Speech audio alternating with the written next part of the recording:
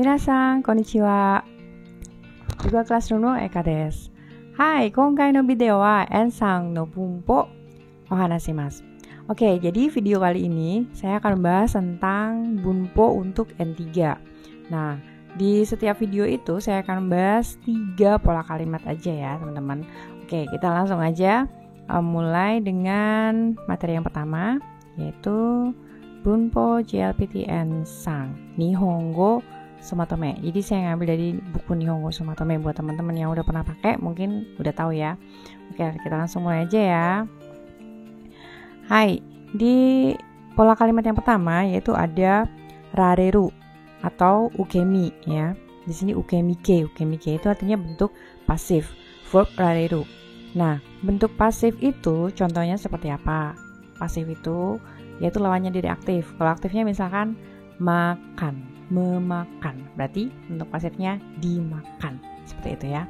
Kemudian di sini saya perkenalkan dulu perubahan pola kalimatnya ya. Ada golongan 1, kata kerja golongan 1. Yang pertama yaitu contohnya adalah okonaimasu. Okonaimasu itu mengadakan. Oke, sehingga bentuk pasifnya atau ukemike-nya menjadi okonawaremasu. Seperti itu. Kemudian kata kerja golongan kedua, tabemasu, makan. Taberaremasu, dimakan. Jadi golongan 1, i-nya, vokal i-nya yang sekasih warna biru itu i-nya jadi wa. Kemudian untuk tabemas, masnya dihilangkan saja, kemudian diganti dengan raremas. Kemudian untuk kata kerja golongan ketiga, contohnya di sini aishimasu, mencintai, diubah menjadi bentuk pasif, yaitu si masnya berubah menjadi saremas, dicintai. Nah, kalian pilih mana? Aishimasu atau aisaremasu? Nemo ii desu ne. Hai. Tsugi wa, di sini contoh kalimatnya ya, beserta fungsinya. Nah, untuk rareru atau ukemi, untuk fungsi yang pertama di N3 sering digunakan untuk menunjukkan fakta tanpa menyebutkan subjeknya. Contoh kalimatnya, kono hon ni wa kuwashi setsume wa kakarete imasen. Ya, di sini artinya di buku ini tidak ditulis penjelasan secara rinci. Nah, tidak ditulis oleh siapa? Di sini tidak disebutkan subjeknya. Padahal sudah jelas tidak ditulis oleh penulis ya. Jadi subjeknya tidak ada. Kemudian contoh kalimat kedua, nyugaku shiki wa kono holu de okonawaremasu. Tadi sudah ya di perubahan golongan 1. Okonaimasu berubah menjadi okonawaremasu ya. Upacara masuk sekolah diadakan di hall ini. Nah, diadakan oleh siapa? Di kalimat ini tidak diberi keterangan. Padahal pada intinya diadakan oleh sekolah, gakko ya. Kemudian kalimat yang ketiga, kore wa sekai de ichiban ookii diamond da to iwarete imasu.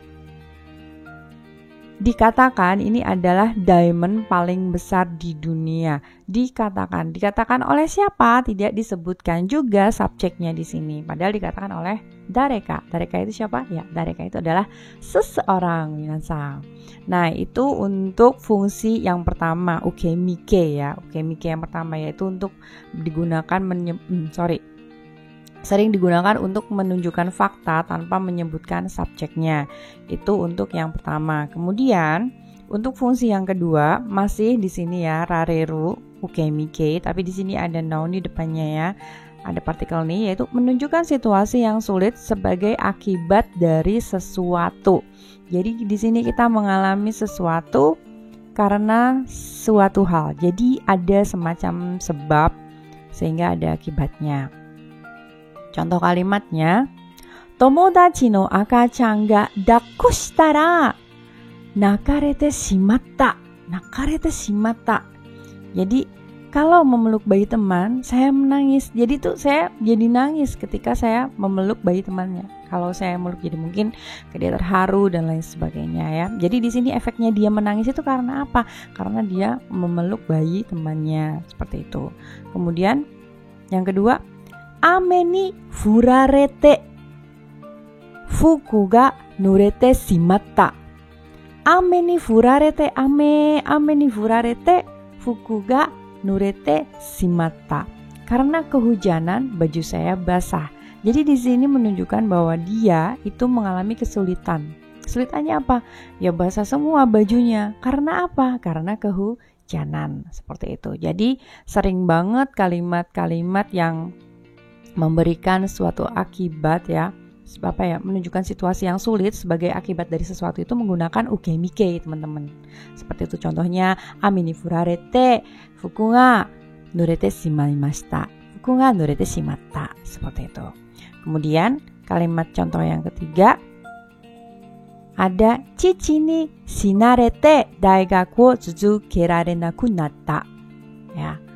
Karena ditinggalkan oleh ayah ya, ditinggalkan maksudnya bapaknya nggak ada, meninggal, saya menjadi tidak bisa melanjutkan sekolah. Di sini kesulitan apa yang dia dapatkan? Kesulitan tidak bisa melanjutkan sekolah. Karena apa? Karena cici ni shinarete. Itu.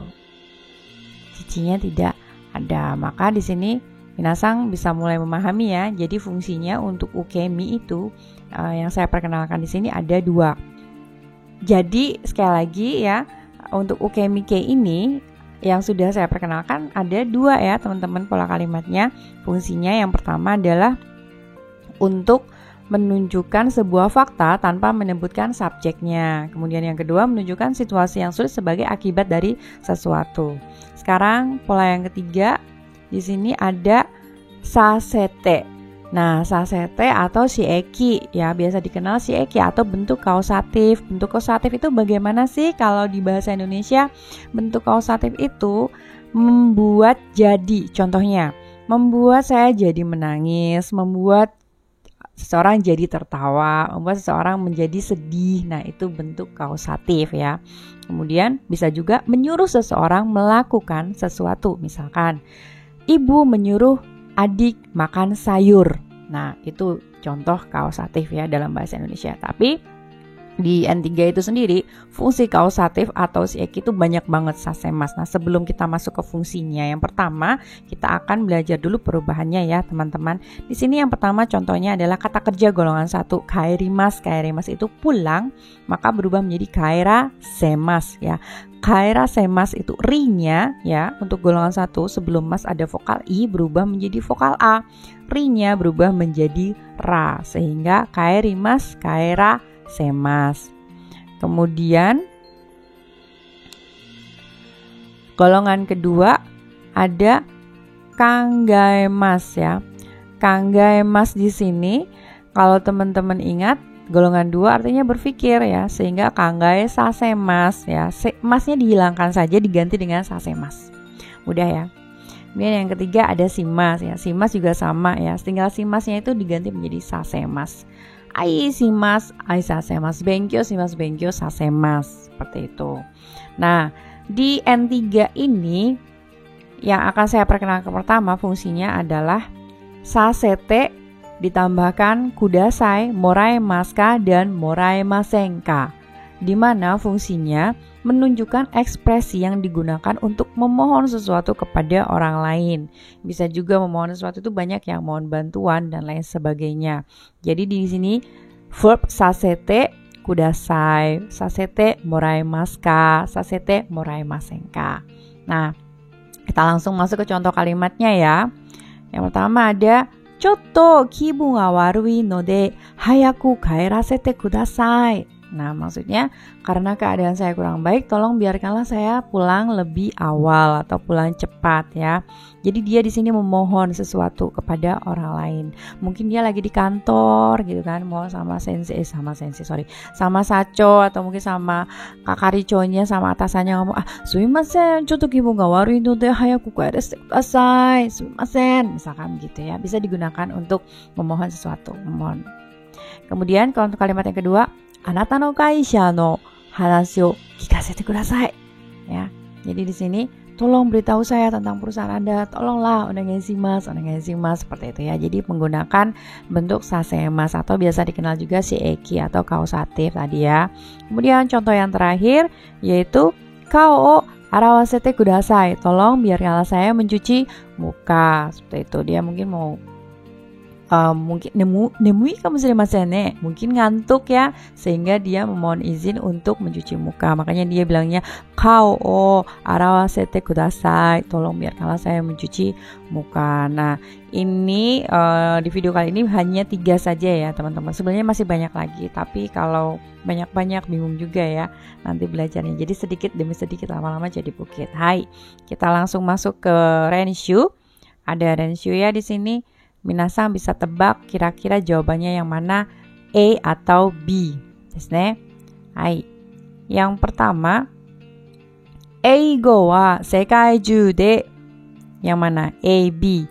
Hanasarete, hanararete imasu. Kira-kira yang mana? Hanashimasu. Kalau minasan ingat, hanashimasu itu berbicara. Eigo wa sekai juu de, bahasa Inggris di dunia, titik-titik. Hanasarete, hanashimasu, berbicara ya. Berbicara. Hanashimasu bentuk golongan 1, berarti hanasarete ya. Hanasarete imasu berarti dibicarakan, maksudnya digunakan ya. Digunakan untuk berbicara di seluruh dunia. Bahasa Inggris itu ya, itu memang betul ya. Kemudian nibang, kono tatemono wa 300 nen mae ni.